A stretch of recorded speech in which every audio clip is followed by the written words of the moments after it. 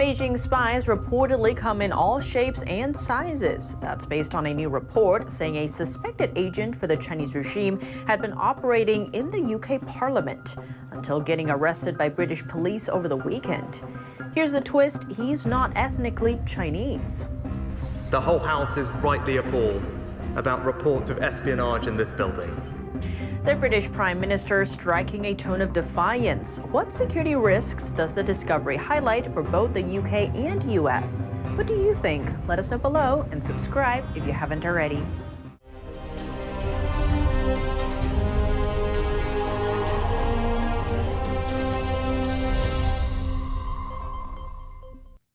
Welcome to China in Focus. I'm Tiffany Meyer. Before we plunge into today's headlines, here's a juicy scoop for you.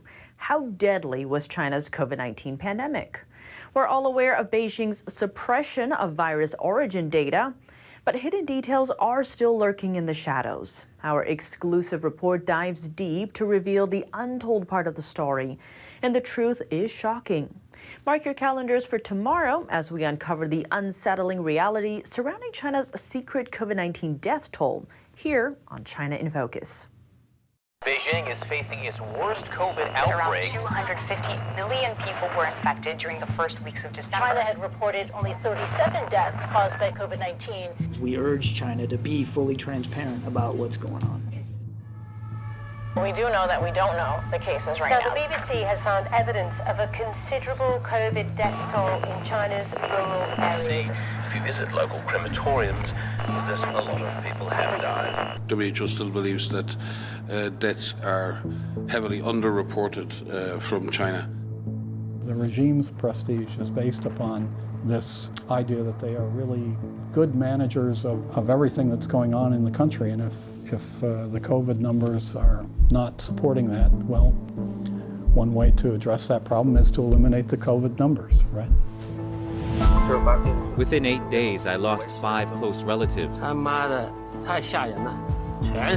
information that we got at the front end of this thing wasn't perfect and has led us now to a place where much of the challenge we face today. It's very important for us to be on the same page. That is what China has not allowed to happen. If you cannot get real data from China, all your estimations will be way off. My close relatives, among them, there are 4 died already.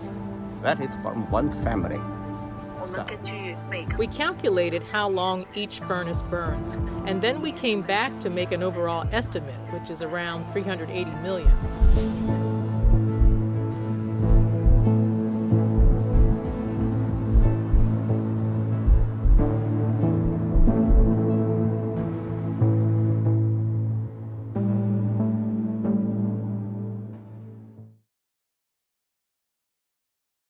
An unexpected discovery in the UK. A British parliamentary researcher is now under arrest on suspicion of acting as a spy for China.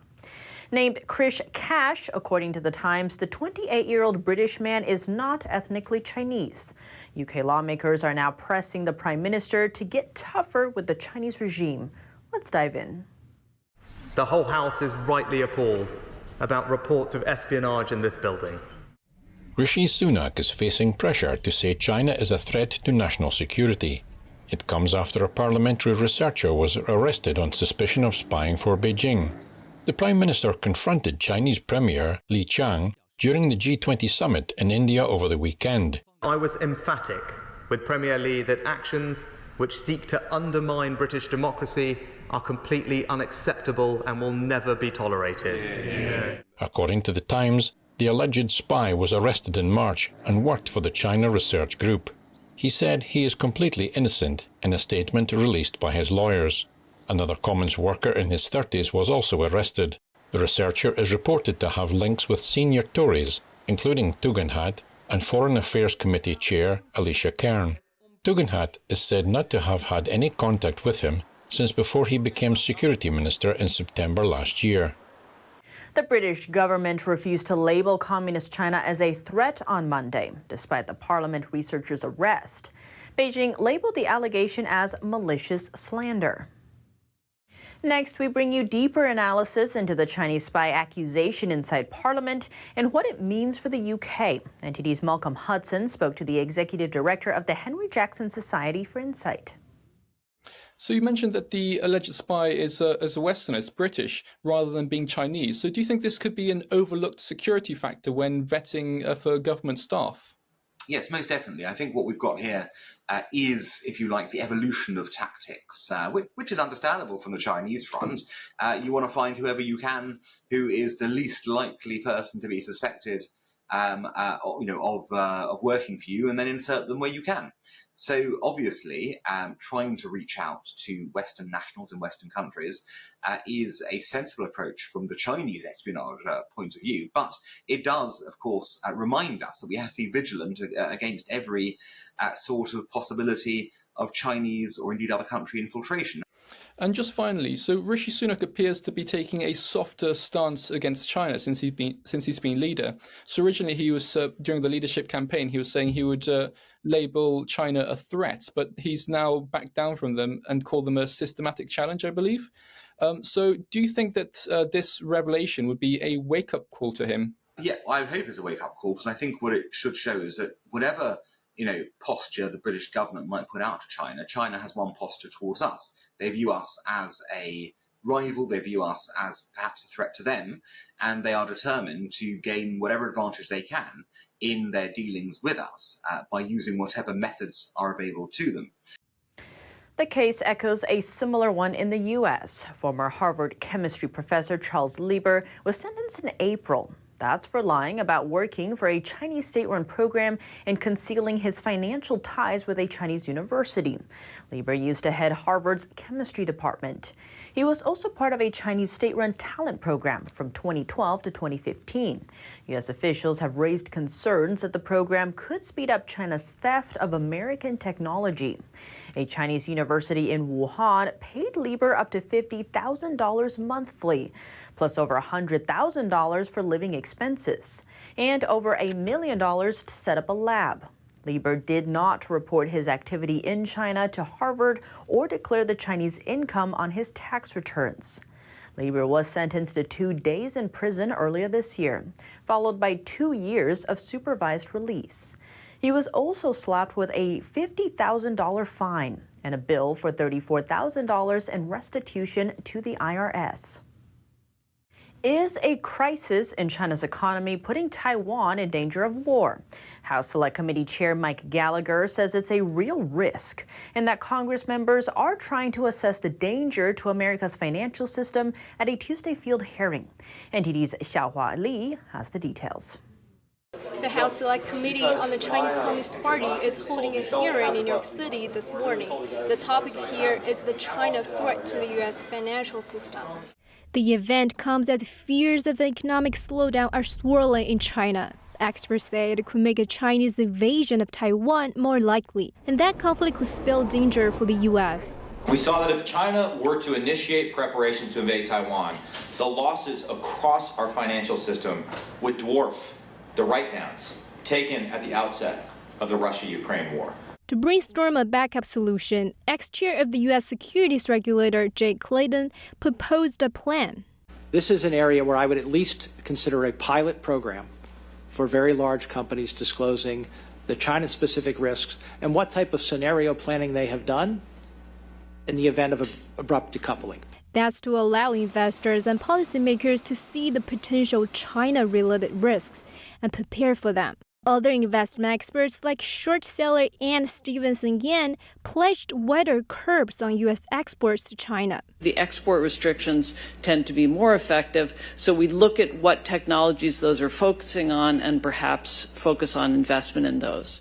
But a big question remains, is Wall Street prepared to protect American investors? China is preparing for war with the United States. Yet here in New York, it seems sometimes that Wall Street does not act like the PRC is a threat at all. Just last month, Gallagher warned how the U.S. risks funding its own destruction.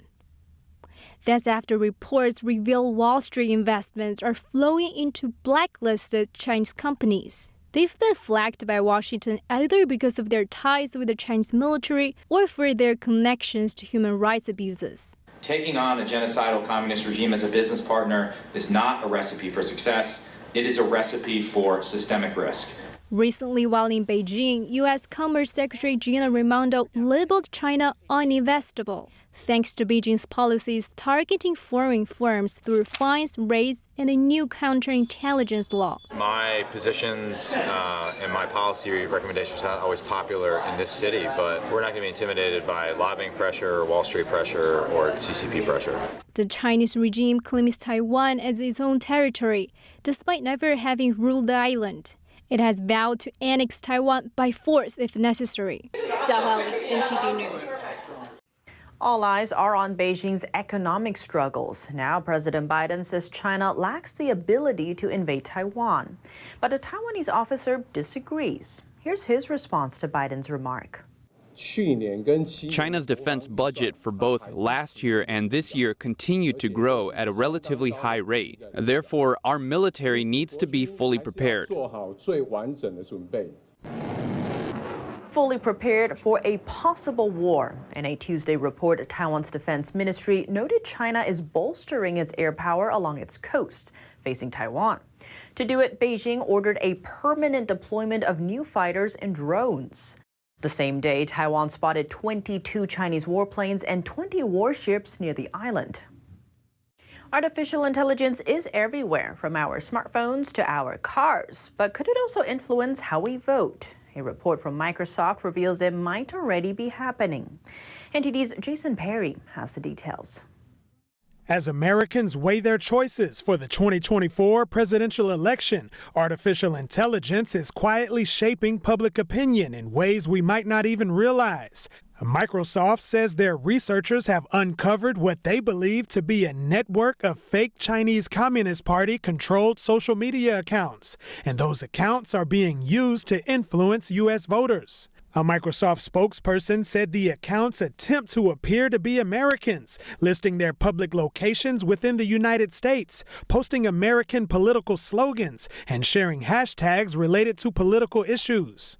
For example, this Black Lives Matter graphic was first uploaded by a CCP-affiliated automated account and was then uploaded by an account impersonating a U.S. conservative voter 7 hours later.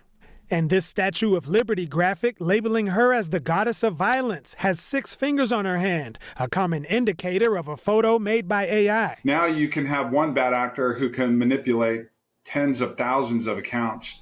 To shed light on this issue, I spoke with Rex Lee, cybersecurity advisor at My Smart Privacy. The beginning of the movie starts off with a young-looking Harrison Ford playing Indiana Jones, and his likeness and his voice print were 100% dead on. You couldn't tell whether they shot it 30 years ago or shot it yesterday.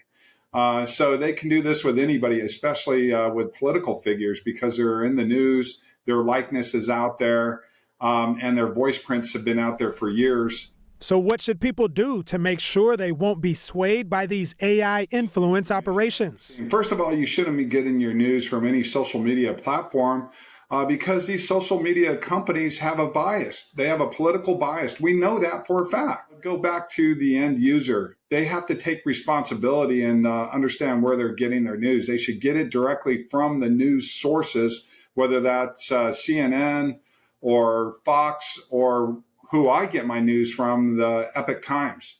And he explained that we'll see more and more of these AI influence operations come up as the 2024 election approaches. Jason Perry, NTD News. Where has China's defense minister gone? Showing zero public exposure for 2 weeks, Li Shanfu has caused lots of speculation upon his whereabouts. Li attended a China-Africa forum in Beijing on August 29th. He has never been seen in public after that. A former Chinese Navy lieutenant colonel said Li is very likely arrested and under investigation. Beijing's personnel changes are highly confidential. Li is not an isolated case. The most bizarre case recently is linked to former Foreign Minister Qin Gan. After his month-long disappearance from public view, Qin was removed from his position in July. Also in July, leadership in China's elite troop, rocket and nuclear weapons force, revealed the previous chief and commissioners had been ousted months ago. The news raised eyebrows overseas. The U.S. ambassador to Japan, Rahm Emanuel, mocked the recent changes on his social media platform. He compared it to a well-known detective book, and then there were none. That's all for today's China in Focus on YouTube. We're now sharing a shortened version of our program here after being demonetized for 2 years. Here's what to look out for in our second half. An Eastern alliance with China at its center. North Korea's leader is headed to Russia for talks with Moscow's head. What should we expect from the headline meeting? The full episode is available on our partner platform, Epic TV. To sign up, click the link down below. Thanks for watching China in Focus. I'm Tiffany Meyer. See you tomorrow.